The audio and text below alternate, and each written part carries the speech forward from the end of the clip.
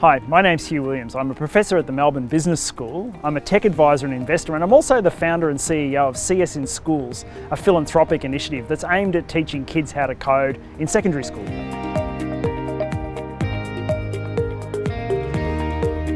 I think the reality today is that all businesses are becoming technology and data businesses, and so as a finance professional, you've really got to understand that and embrace that. If you think about sectors like insurance, health, banking, education, they're all being disrupted by technology. Even the automotive industry is being disrupted by technology. And so as a finance professional, it's incredibly important for you in your career to have a good understanding of technology and be able to work effectively with technologists.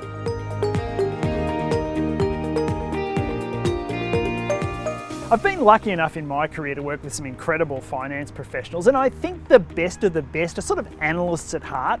They bring that real customer and user perspective to the table and help really make sure that technology teams build the right product for the customer.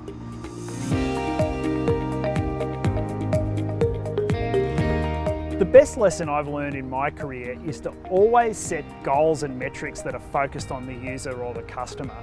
Often organisations will think really hard about setting goals that are frankly about themselves. The best thing that you can do as a leader is focus always on the customer and improving the experience for the customer.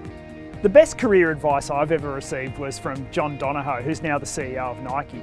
John said as a leader, there's this much stuff that you can be doing, and the trick really is to break it down into pieces. The first thing is figure out what it is that you don't need to do. Figure out what the worst case is if those things don't get done. That'll get you down to about half the things that you could be spending your time on. The next trick is to break it down even further. Find the set of things that you can delegate to others and then forget. Ask somebody to just go do this for you. Then find the set of things that you can delegate and check on each week. Make sure that progress is being made. And now you're left with a small set of things. And you, from that, pick 3 or 4 things that you personally want to spend your time on. And then the real gem that John shared with me is there's a really small set of things that you should do as a leader that are just fun, things that invigorate you and excite you.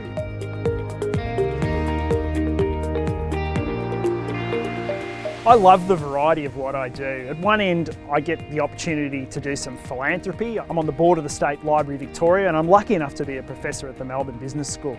In the middle, I get to do a ton of different advisory work, and that means I get to work with really interesting tech companies in London, the west coast of the US, and here in Australia. And then I'm also an advisor and investor.